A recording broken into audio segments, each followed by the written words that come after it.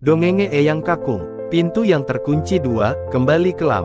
Bab 1 kembali teror. Rara mengira semuanya sudah berakhir. Setelah menghancurkan cermin-cermin di balik pintu terkutuk itu, rumah tua neneknya menjadi lebih tenang. Tidak ada lagi bisikan-bisikan aneh di lorong, tidak ada lagi bayangan di cermin, dan tidak ada lagi ketukan dari balik pintu. Tapi tanpa sepengetahuan Rara, ketenangan itu tidak bertahan lama.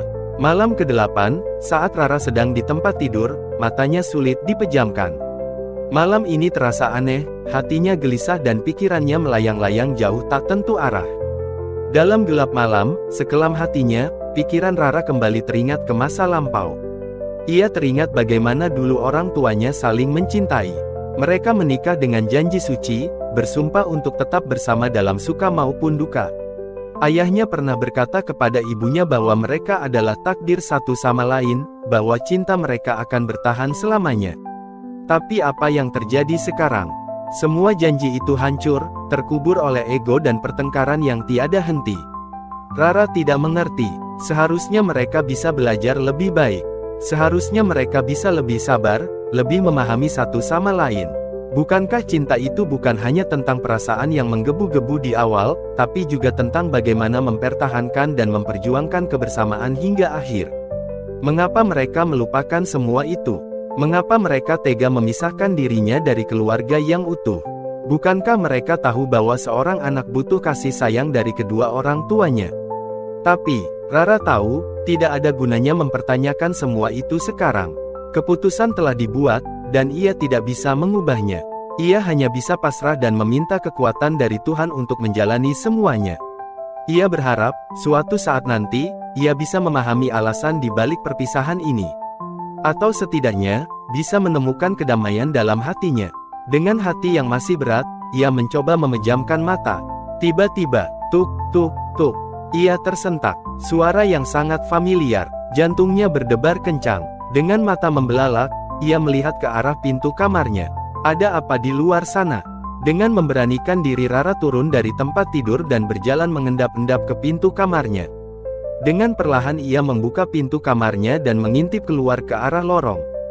Pintu yang di ujung lorong, yang seharusnya tertutup rapat, kini terkuak, memperlihatkan suasana hitam kelam di dalamnya.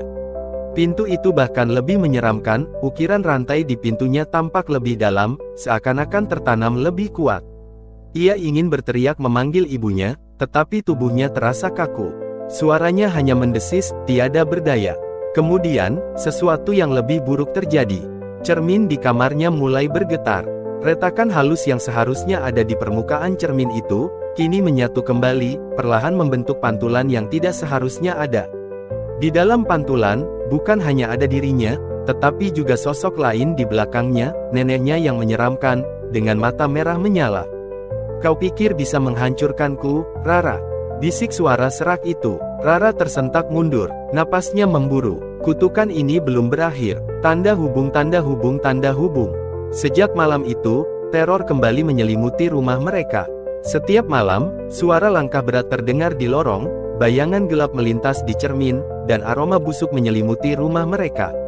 Rara sering terbangun dengan tubuh penuh keringat dingin, merasakan tekanan berat di dadanya, seolah-olah ada tangan tak terlihat yang menekannya. Ibunya juga mulai menunjukkan tanda-tanda kelelahan. Lingkaran hitam di bawah matanya semakin jelas, dan ia sering terdiam menatap kosong ke arah lorong. Bahkan adik kecilnya mulai berbicara sendiri, seakan-akan sedang berbicara dengan seseorang yang tidak terlihat. Puncaknya terjadi ketika suatu malam, Rara mendengar jeritan ibunya dari kamar. Ia berlari ke dalam dan menemukan ibunya terbaring di lantai, matanya terbuka lebar dengan tatapan kosong, bibirnya bergerak-gerak tanpa suara, seperti sedang berusaha mengatakan sesuatu. Ketika Rara mencoba mengguncangnya, tiba-tiba cermin di kamar ibunya pecah berkeping-keping, dan di antara pecahan itu, ia melihat sosok bayangan neneknya tersenyum sinis. Tubuh Rara melemas. Ini tidak bisa dibiarkan, ia harus mencari tahu penyebab dari semua teror ini. Dengan sisa tenaga yang dimilikinya, Rara harus mulai menyelidiki sejarah keluarga mereka. Ia teringat akan kata-kata neneknya waktu di kamar cermin tempo hari. Neneknya bilang, dia harus memilih antara dirinya untuk dikorbankan atau orang lain dikorbankan untuk mengganti dirinya. Bulu kuduknya terasa berdiri, merinding, seram. Rara berpikir keras, ia harus mulai dari mana untuk mengungkap semua itu. Ia harus melakukannya sendiri, tidak mungkin melibatkan ibu dan adiknya. Ini sungguh suatu kutukan keluarga yang berat. Rara merasakan bulu kuduknya berdiri kembali. Ini bukan hanya sekadar kutukan biasa, ini adalah harga yang harus dibayar oleh keluarga mereka. Dan kini, giliran Rara yang menjadi target selanjutnya. Ia harus menghentikan ini, sebelum semuanya terlambat. Dia tahu, dia harus berbuat apa. Dan besok adalah waktu yang tepat untuk melakukannya. Rara sudah menetapkan hati untuk segera bertindak, bersambung.